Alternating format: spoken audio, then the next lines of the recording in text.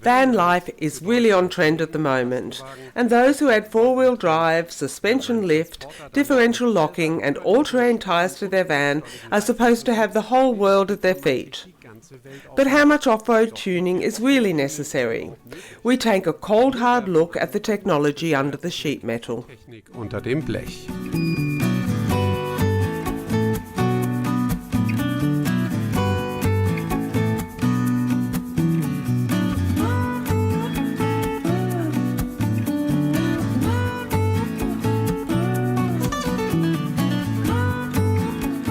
It's not for nothing that a modern van is the popular basis for many do-it-yourselfers.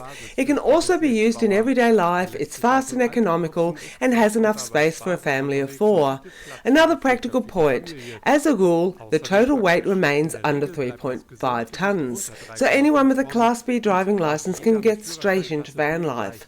There's also a huge variety of models, whether it's the class leader Mercedes Sprinter, the VW Crafter, or another one from the Citroën, Fiat, Peugeot family. Any one of these vehicles can be converted depending on the budget. Powerful engine performance, permanent all-wheel drive, 3 differential locks, undercarriage protection, chunky tires. Of course, that's how we imagine the perfect all-wheel drive van. You can do it with a Sprinter like this. It costs a lot of money. But what about if I don't have that much money? Should I settle for something a little bit simpler? For example, the Renault Master. It has selectable 4-wheel drive, only road tires, but I can save several thousand euros. Perhaps that's really sufficient for the terrain, and that's exactly what we are going to test today. The Sprinter in our test was equipped with 3 differential locks by Overland. That means it can also handle challenging terrain. But more exciting is how the Renault Master handles. Overland has also equipped it with all-wheel drive. In addition to the company that converts the Transporter in Mecklenburg, there is also Achleitner, Egelhout and the French company Danger, who specialise in van conversions. The principle behind all-wheel drive for vans is generally always the same. Rear-wheel drive vehicles are converted, which means that space needs to be created for front-wheel drive axles so that the entire vehicle can be lifted up several centimeters. This is 6.5 centimeters for the Renault, almost 12 centimeters on the front axle for the Sprinter, and then the driven axles are fitted underneath, and hey presto, from a 4x2 you've made a 4x4. Enough theory. Now it's time to take the Renault Master off-road. We first try to drive it over the track just using rear-wheel drive.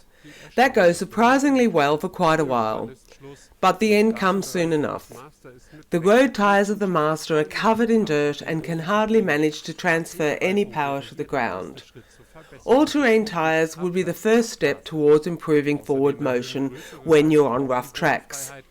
And larger tyres also increase ground clearance, which is an advantage off-road. So this is the classic muddy field. At first glance it looks pretty green and the ground feels firm. I don't sink down. But when you really put your foot down and test it out, it's quite slippery on the surface like snow and ice. And if I keep on driving and it sinks down at the back, then the wheel will just lift off the ground. And I would then need a differential lock or, even better, all-wheel drive. After off-road tyres, a differential lock on the rear axle is the next sensible step for van equipment. That's because even if one wheel loses traction, the opposing tyre can still move the van if it can transfer power to the ground. Positive, with the exception of Mercedes-Benz for the Sprinter, every manufacturer offers such locking ex-works. When it comes to the price, approximately €1,000. We next torture the Renault over the muddy track, once again only using rear-wheel drive. It still makes progress at the start, but the Frenchman really has to dig in. Here on the damp track, the rear-wheel drive is really having to give everything it's got. You need to have 2 hands on the wheel so that it can get some traction. You notice that the revs go up really high, it loses its grip at the back. It's actually almost impossible to steer it now, but you do keep moving forwards. Aber man kommt voran. The traction control is working harder than you would think. Denken könnte.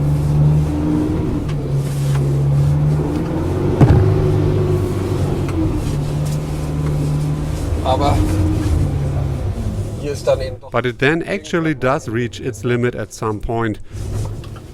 Also. So, stop. Engage the gear reduction so you don't have to work as much with grinding gears. Switch on the all-wheel drive. Wait until it's confirmed and only then the van can keep going. Und die Kiste fährt einfach weiter. The engageable front axle, i.e. the all-wheel drive, only operates when the ground is loose, wet or rocky. In addition to the engageable all-wheel drive that the driver operates, there's also all-wheel drive via a multi-disc clutch. The VW Crafter, the Ford Transit, and also the French-Italian trio of Peugeot, Citroën and Fiat make use of this technology. The driver doesn't have to do anything here, the technology kicks in automatically if it's needed. This is convenient and especially suitable for beginners, but the second axle only engages when the wheels of the first are already spinning. It could be too late by then.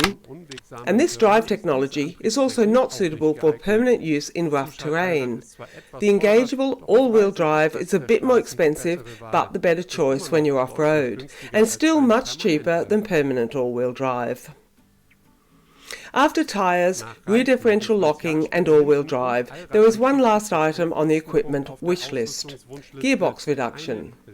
Gear reduction allows more torque to be applied to the tyres at lower speeds. Reduction like this is extremely helpful, particularly on soft sand, mud or steep climbs. Extrem hilfreich.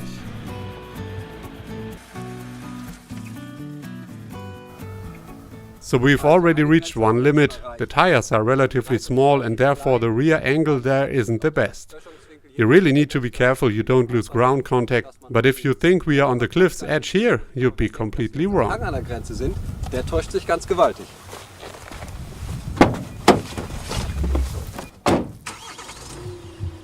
Thanks to the reduction ratio and the engaged front axle, our Renault climbs the hill diligently. The Master only reaches its limit with another manoeuvre. Most people think that as long as a van with simple all-wheel drive has all four wheels on the ground, it's really good to go. But the reality looks a bit different. As soon as we reach a very uneven part of the ground, then the rear wheel lifts up without the front wheel, and it can't get any further because the wheel is just freewheeling at the back. So that's the point where I need the differential lock. Da brauche ich jetzt an der Stelle die Differentialsperre. Which our test vehicle unfortunately doesn't have. But one thing has become clear: if you have suitable all-terrain tyres, rear differential locking, selectable all-wheel drive and, if you've still got money in the till, gear reduction, you'll be able to travel to most places worldwide.